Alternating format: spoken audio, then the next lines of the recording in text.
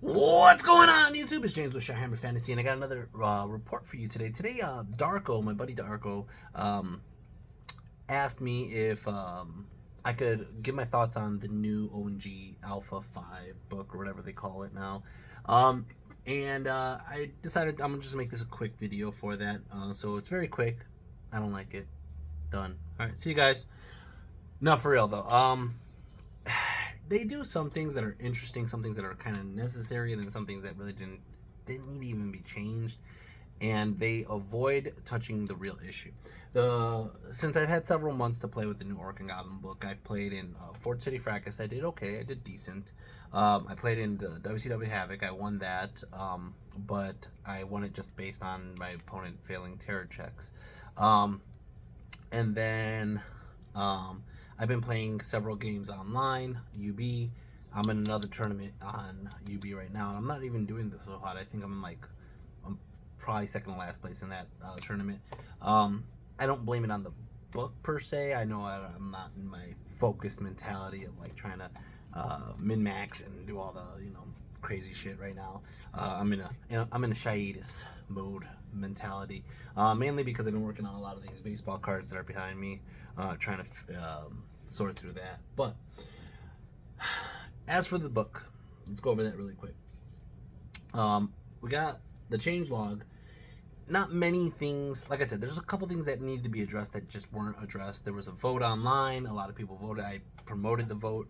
But what ended up happening was a lot of things that still need to be addressed were not addressed. Let's go over what I do like first. Okay. One of the first things that I recall is that the Great Green Idol is re-rolling ones to wound again. It gives it that ability to. And I'm gonna be just blunt here. I hate that to fix the book, they're going backwards. Okay? They're going backwards. They're doing things that they want to fix that they took away. But am I gonna complain? No. It's unbreakable now and has rerolls to ones. That is pretty cool. I don't think they changed the points. I think it's the same points. And it really should be a buff monster. It should. The only thing that it's missing from the old list was the impact hits, D3 impact hits. Besides that, it's basically the same monster. Let's see. They have unprofessional courtesy, which allows you to only ambush 3 goblins in a unit. I'm going to read this really quick. Let's see how they worded it. Where did they even put it? There it is. Each unit can only be chosen up to 3 times per player turn. Okay. So you could deploy 3 maulers in 1 unit, and then the next turn pop out 3 more maulers. Or fanatics. They don't want you throwing out 6 fanatics, 6 mad gits on 1 turn. Okay? That, I understand in all goblin armies that changes a bit. For me, it doesn't really matter because I don't really ever play more than, I like playing the mixed list.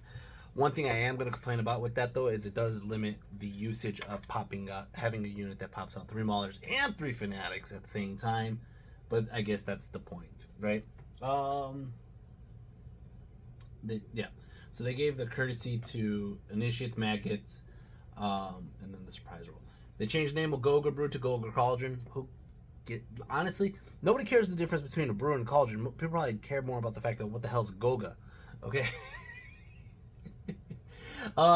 Head Basher Trophy. They took away distracting, which I understand. They said it's not really orky or goblin-y. I mean, it is goblin-y. We used to have a banner back in 8th edition or 7th edition that gave, when you got charged, you had distracting to begin with. But they took away the Head Basher Trophy's ability to have distracting. They put in +1 strength. They put in +1 strength due to the fact that majority of the people complain that there's no reason to take, or that's like the number 1 complaint that they're having is people want the strength higher on the orcs. I have a problem with this. They have the +1 strength, but they don't have the armor piercing, and that's the big issue, I think, in general. Okay, and I'll explain that in a little bit. The trophy went up 10 points, probably because of +1 strength. Whatever. I mean, it's not going to make or break a list. And it's honestly coming out in a special unit anyway, so it's only a 10-point more on that special unit. They added a new item, the Gnasher Whistle. The Gnasher Whistle basically gives maximized charge range on beasts that already have maximized charge range, so they get double maximized. And they get Battle Focus Frenzy for a one-time turn. This really helps Gnashers become viable. I know that Baldwin had a conversation with me about Gnashers just not being taken by data, and I understand it. I think that Gnashers, I mean, at least they're strength 5, and they get a lot of attacks, but they're for what their cost is, and versus what they do with their agility 4, maybe 5 on the charge. There's not much. You can't go against elves. Elves kill you too fast, and your defense 2, and you're tough 3 with no armor. So you're spending about 400 points or 500 points on a unit, and you're either going to get shot, magicked, pyroed, cosmologied, or you fight something that you really, they're just going to kill you. You know what I mean? There's certain lists that the Gnashers do benefit. Dwarves is one of them. Dwarves is a army that just Gnashers go faster than them. They, a lot of strength 5 attacks. Parry will just fuck them up though. Anyways, so having Battle Focus Frenzy and a maximized charge, that's cool for one turn. I think that's fine. It is what it is. Gnasher Dashers, they increase the models to 15 per unit. That's fine. They get extra support attacks from the back rows. That's fine. They're trying to fix the Gnashers to be usable. The Gnasher Dashers, they took away that impact hit, and I think the impact hits really, it's either impact hit or devastating charge. Because if you play Total War, and with the Gnashers, they are fucking nasty when they're like, they just kind of like just charge right in and just like overwhelm that first initial charge attack. They don't have that right now. You're gonna charge in, and then you're getting your agility 5 max to 5. Unless you have witchcraft, then you could probably go a little higher. But you're gonna get slaughtered. 15 of them for 200 points. You're really just taking them for chaff, like 5 to 10 of them, and for fearless chaff. But anyways, Git Launcher. They changed, they adjusted the partial hit, so you can no longer drop fanatics off in front of a unit. You could only drop the fanatics off on the side or the rear of the unit without trying, it says, with the attempt to go as little as possible in the front of the unit. So if you can, you go any other arc, you just can't go in front of a unit. That's kind of is it the target unit? Let me see what this says. Because, let's see. Yeah. With as little of the base as possible in the target's front arc. The only thing that you can do is you have 2 units next to each other, and you shoot at this unit, and you miss, and it's right next to each other, put it in front of this unit. But besides that, it just says you can't go in front of the target's front arc. Or as little as possible, and I understand why they're doing it. They want to block you from the charges, but the fact that since you did this, it kind of negates one of the reasons you even take this item. They lowered the points back down. It's 200 points versus like 280 or whatever it was. It's okay. It's okay. I don't know. I've been getting a lot better use out of a Goblin unit that just grabs the objective and throws out fanatics than having a Doom Diver. Alright, let me see back here. Troll Toll wording change. I'll check that out in a second. Alright, and then let's do this. Guardian Behemoth dropped in points by 10. The Spider ability went down by 10, so getting poison and Swift Strike or Ghost Step. Horns went up by 15, probably because people use the horns, because truthfully, this is one of my issues with this monster. Using it as a spider is ineligible. I had this conversation with Ryan Caps the other day. Having a spider on a flank with no character on top is leadership 6. So that leaves you 2 options. Option number 1 is you leave your general on the flank with it, which means your general's not near the rest of your army on the other flank, or, it's not centralized.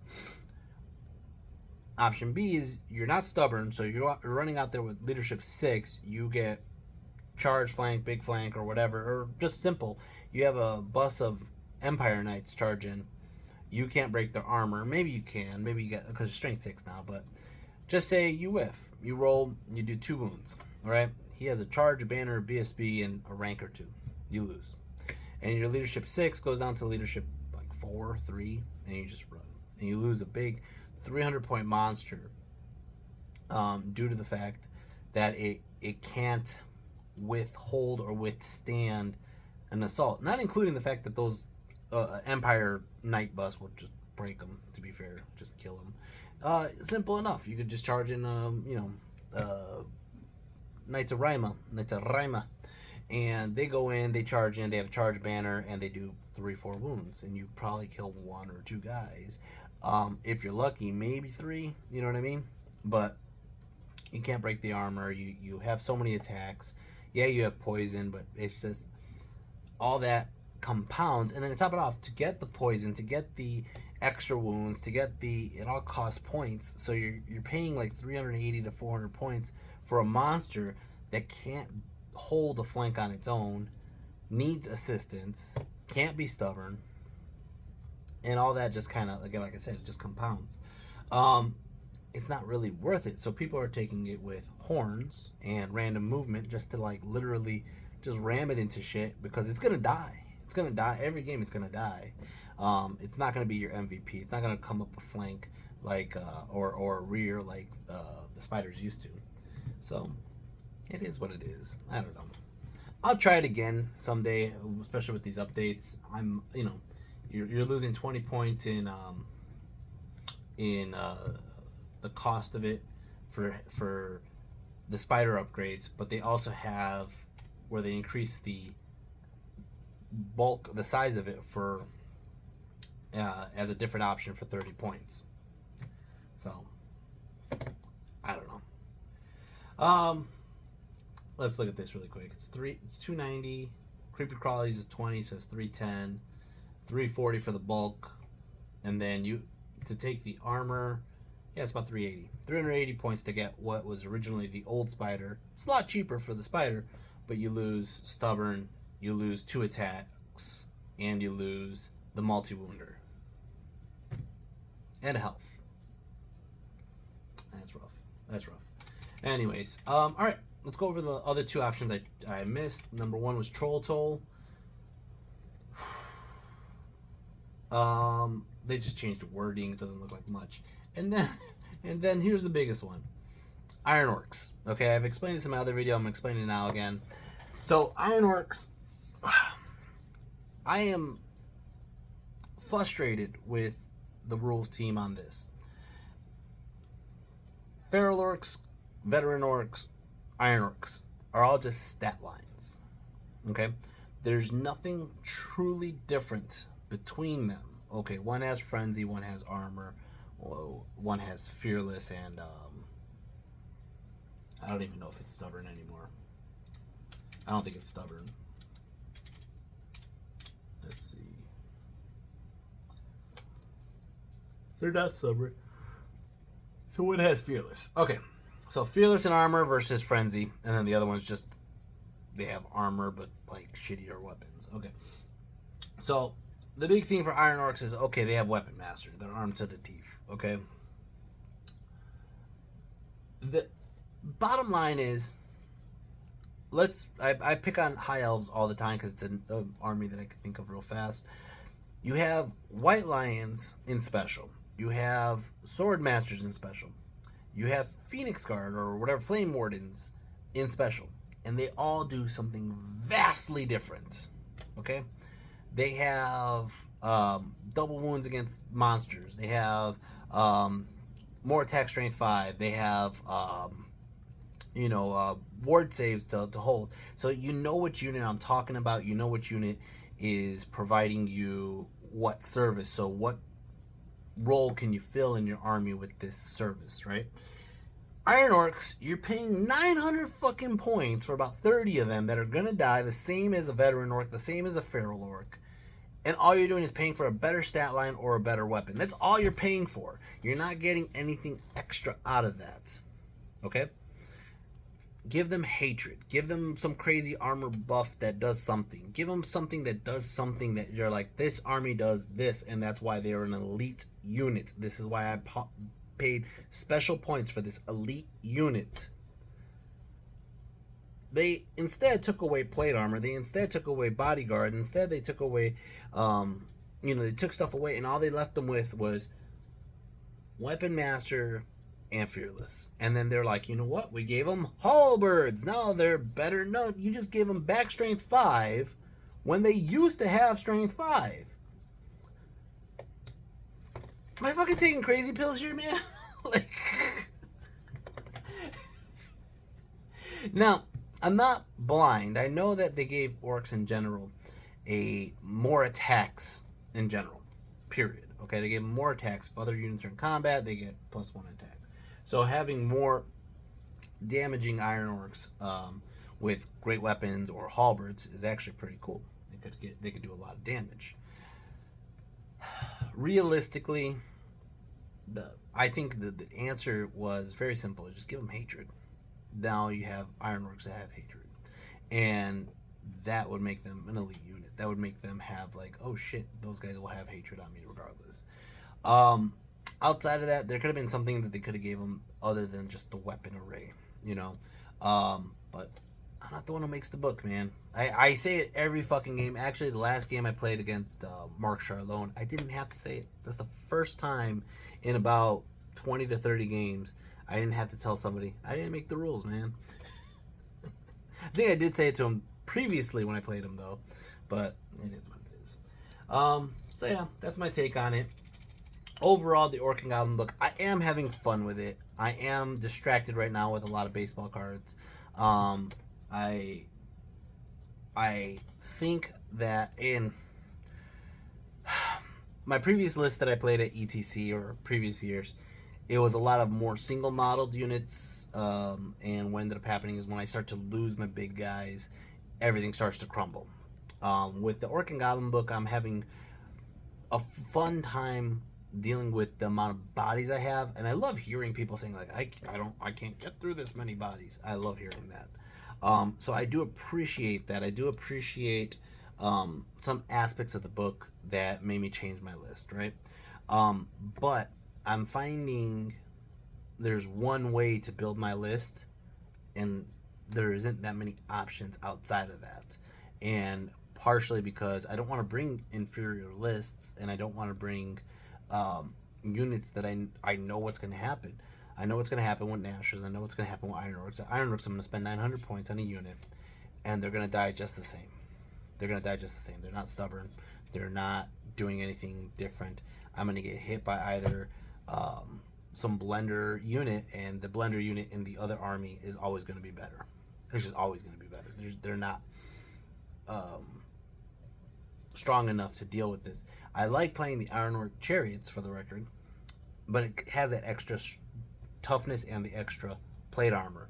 So it gives them that ability to take abuse a little bit better. Whereas the Iron Orc unit, for twice the cost, will die like paper. Paper in a burning fire. Anyways, guys, that was 18 minutes of me saying anything. Darko, I appreciate you giving me an idea for some content. I do want the Orc book to do better. But it is what it is. I don't really have control of it. A lot of people ask me, am I going to play Old World? I don't know, man. I don't know what I'm going to do. I'm always going to be modeling. That's all I know. And here's a... Oh, shit. I just think I broke something. But here's a Feral Orc boss. And just to give you an idea of how big this motherfucker is. Okay, this is a regular Orc. So, that's an alpha. Anyways, guys. Hope you guys enjoy that. Peace.